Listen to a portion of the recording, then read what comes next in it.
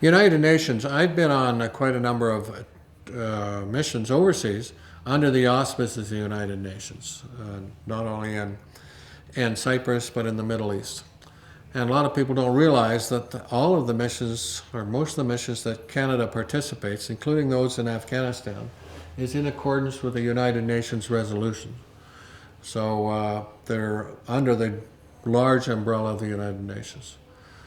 In my case, when I was the director of peacekeepers operations, I was asked to go, I was in and out of New York quite often because from 87 to 88 was what we call the peacekeeping epidemic, where we were mounting one operation after the other. Central America, which I'll come back to, in Nairobi.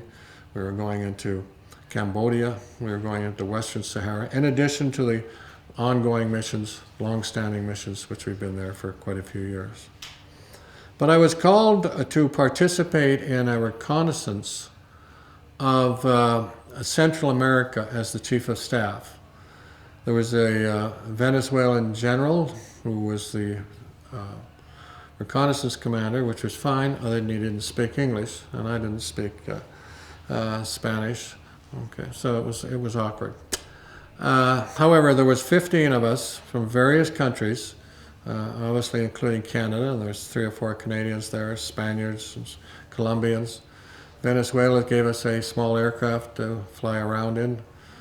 And our job was to go around to the 5 Central American countries, which were being put forward by the president of Costa Rica, Aris, with the Aris peace plan.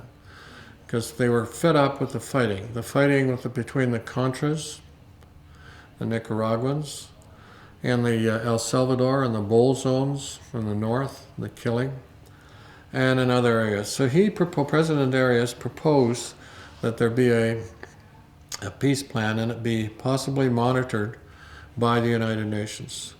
Remember, this was at a time towards the end of President Reagan's term where the Contras were losing their influence and the writing was on the wall that they were going to lose their support. So the timing was just right. So we went to the 5 countries. We flew into each of the capitals, and the reconnaissance that we did on the ground, usually or always by helicopter, we went to look at areas where we would put United Nations personnel to monitor the ceasefire. We also were in the north of Nicaragua with the Contras. In fact, we were flying in Soviet-made helicopters from the Sandinista Air Force, which were armed, by the way, to go and talk to the Contras. And we did that knowing that at one point there would be a battalion that ended up coming from Venezuela to actually take the weapons from or receive the weapons from the Contras. So we did that for 5 weeks, had tremendous stories there. You know, just give one simple example. The Nicaraguans, their idea, when there's a threat, they would fly what we call nap of the earth, these very large Mi-8 Soviet-made helicopters with the doors open, close to the ground, very close to the ground. That's their idea of avoiding fire coming from the ground. Conversely, in El Salvador, where there was still a lot of unrest, their idea was to get in the helicopter and you would spiral up to 3,000 or 4,000 feet out of range of most of the small arms and anti-gas missiles. And then when you came into land, you spiraled down like a little fighter plane. So that was always exciting. It was good to watch fellow passengers, some of them which would lose their breakfast. But it was quite exciting. It always made for a beer talk at the end of the day. So after the 5 weeks, we returned to New York headquarters. And a couple of us, we had already had a draft plan. And we presented it to the then Undersecretary General for Special Events, which was Marek Goulding, a British who I had met in the Middle East and so forth, and to the military advisor, Major General, which was fine. And we laid out our plan as to how we think the force should be deployed. the numbers involved, the step-ups, and all sorts of things. And the aircraft they would require, both the helicopter and fixed wing. The boats they would require in the Gulf of Fonseca between Salvador and Nicaragua, and laid it all out. And Mr. Goulding, bless his soul, he said, "That's good, we're going to do it." Well, Canada had heard wind of this. In fact, shortly thereafter, the then Secretary of State for External Affairs, Joe Clark, the Right Honorable Joe Clark, mounted a mission to go to the 5 CENTAM countries, as they're called, and 2 military aircraft, one for press and one for his delegation, for a number of reasons, to push forward the Arias peace plan. And they were also, Canada was also jockeying for a position on the Security Council. So away we went back to the Central America. I spent I was in Central America 5 times for various lengths of time, including briefing diplomats and military and so forth.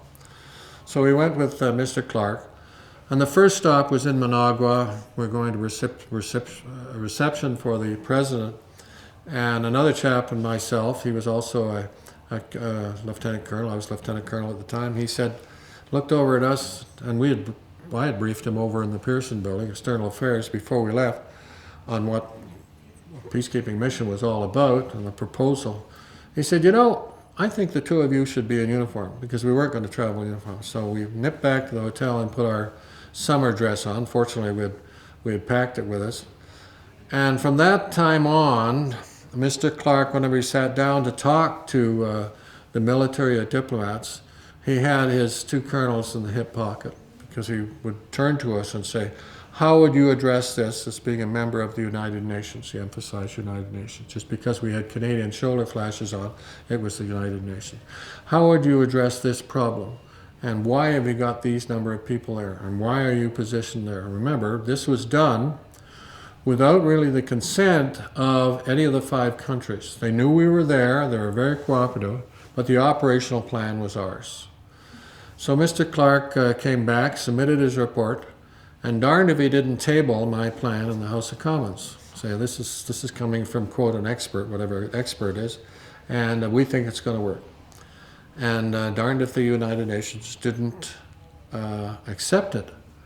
Accept the plan, built in the Venezuelan battalion, and away the Canadians went with Hercules and observers, multinational observers, deployed on the various places we had picked. Now, the first commander, General Ian Douglas, took a look at it and obviously made some adjustments.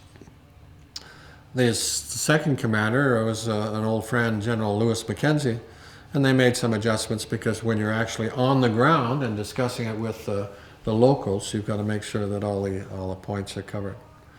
So it was all very exciting. I didn't get to be part of the mission, but I spent 5 trips, long trips into Central America, trying to convince people that this is the way to go.